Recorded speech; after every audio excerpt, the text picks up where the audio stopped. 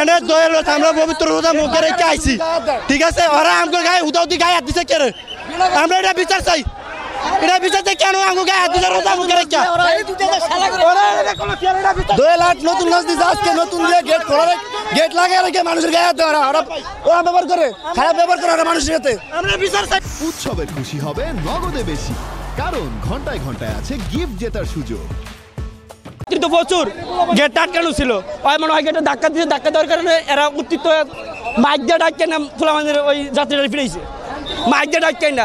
এক পর্যায়ে পিঠা খাওয়া শেষ, দ্বিতীয়বার কেন পিঠা করলো এরা? এই লঞ্চ থেকে কিছু যাত্রী নামতেছিল, তাড়াহুড়া করতেছিল, তাই লঞ্চের স্টাফরা ওনাকে বিভিন্নভাবে মারধর করছে, ওনার গায়ে ওনার মুখে বিভিন্নভাবে মারধর করছে। একটু বাবা আমার কাছে যাওয়ার জন্য ছেলেদের তাড়াহুড়া থাকতেই পারে, তাই জন্য লঞ্চের স্টাফরা এভাবে মানুষের সাথে দুর্ব্যবহার করবে, এটা হতেই পারে না। ওনারা লঞ্চের ড্রাইভার হতে পারে, স্টাফ হতে পারে, কিন্তু জনগণের সাথে দুর্ব্যবহার করবে এটা কোনো মতেই সম্ভব না। যদি এরকম হতো যে উনি ভাড়া দেয় না বা ওনাদের সাথে দুর্ব্যবহার করছে, তাহলে ওনার উপরে টর্চার করতে পারতো বা আইনের ব্যবস্থা নিতে পারতো, কিন্তু ওনারা আইনের ব্যবস্থা না নিয়ে সাংবাদিক ভাইদের সামনে ওনার পে খুব জড়োভাবে ওনারা কয়েকজন মিলে ওনাকে খুব আক্রমণ করছে। সেটা সারা পথে টিকিট ছিল, কিন্তু এই মাত্র এই যে লঞ্চটা যে ঘাটে আসছে, সবার এত টিকিট করে উঠেছে লঞ্চে।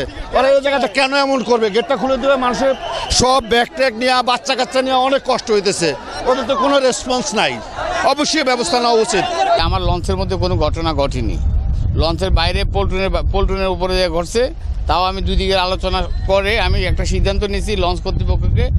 তারপরও দায় চাপাইছি লঞ্চ কর্তৃপক্ষের উপরে, এবং কি বলছি ছেলেটা সুস্থ চিকিৎসার জন্য ভালোভাবে চিকিৎসা করে স্বয়ংসম্পূর্ণ হয়ে আমার কাছে যেন আসে, আমাকে রিপোর্ট করে। রিপোর্ট করার পর সব দায়ভার, চিকিৎসার দায়ভার সব বলি এই দয়ালবাগি 10-এ নিছে।